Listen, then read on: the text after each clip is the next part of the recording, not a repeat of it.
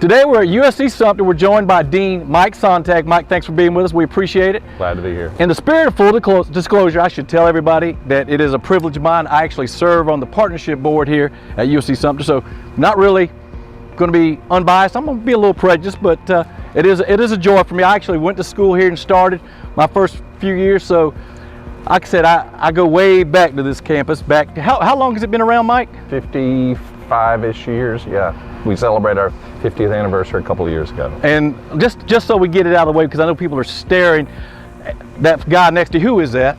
That's Blaze, our mascot that we adopted before I got here. I can't take credit for it, but it is an award-winning mascot. I don't know if I ever told you that, but some blogger evaluated mascots across the United States a couple of years ago, and we were the #1 in the nation according to this blogger, so really cool. Take it when you can get it. Absolutely, however you get it. And because we have this mascot here, a Blaze, the fire ant, we have some athletic teams here too, and we've actually got some new ones that have come on board recently. Mike, what our teams are they? Absolutely, yeah. When I got here six and a half years ago, we had two teams that were doing great, baseball and softball, and you know they had a long history of performing well and winning tournaments and that sort of thing. And we started looking at expanding that, and of course tennis was an obvious connection because of the Palmetto Tennis Center right in our back door. So we expanded with that.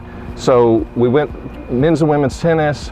We've added men's and women's golf, we've added men's and women's soccer, and in the fall 21 we will have women's volleyball. So we're up to 9 teams now in roughly 6 years. And enrollment's at the best it's been in years. Absolutely. Last year we were at a 22-year best with 1360. We are not at our census date yet. That's mid-October, I believe, and we're already ahead of where we were last year at census date. So we're looking north of 1360. Well, that's exciting stuff. Absolutely. Well, and you know, as part of everything that's done here at USC Sumter, sometimes you have some of your non-conventional type students, those non-traditional, I think is the word we use. Mm-hmm. You know, if somebody comes here, you know, what can they expect in terms of education, in terms of what they can get here and what have to go somewhere else and get? Yeah. You know, in pretty much every way, we're like a traditional four-year institution, except we don't have housing.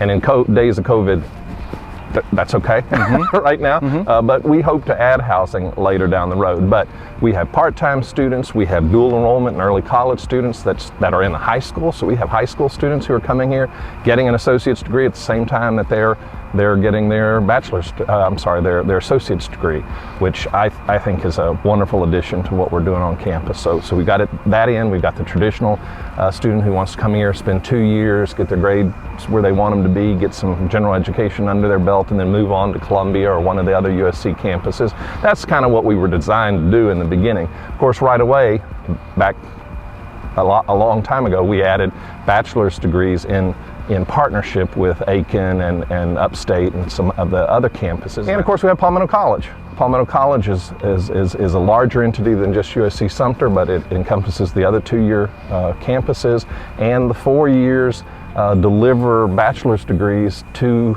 our students and across the state online. Their bachelor's degree completion, you have to have completed 45 hours before you're admitted into those programs. And they're delivered from across all the USC campuses.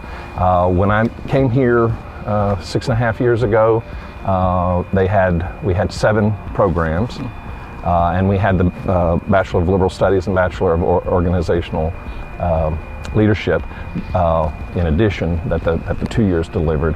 And now we have almost 20. We have, I think, 19 programs now that you can complete at a distance, online, fully online. So that's serving the non-traditional and traditional for that matter. So full breadth. And there's something new that some folks might not be familiar with.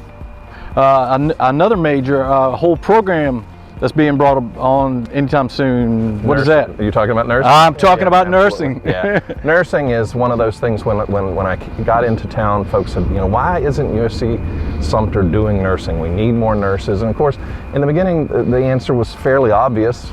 You know, our neighbor to the east to the east of us offers the RN to BSN degree, and it's hard to justify two of the same kinds of programs. But as we looked into it and talked to the community about their needs, we were hearing more and more that they really want to hire bachelor's prepared nurses.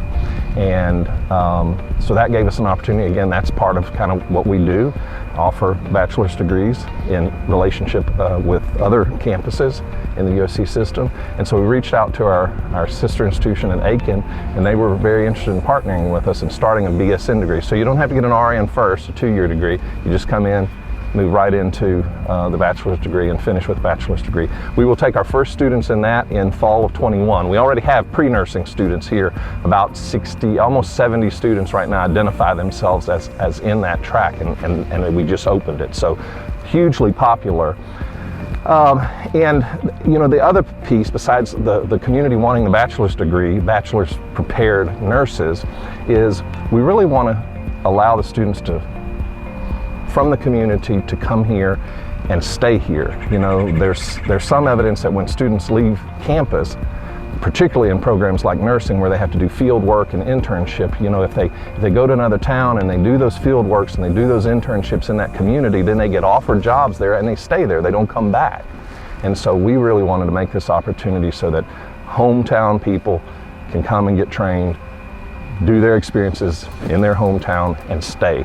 So we really believe that this program is going to help them do that and help our hospitals. Prisma's been a big supporter. McLeod's been a big supporter. NHC has been a huge supporter. Very eager for us to start turning out. And big part of what you mentioned, improvements here on campus, the labs.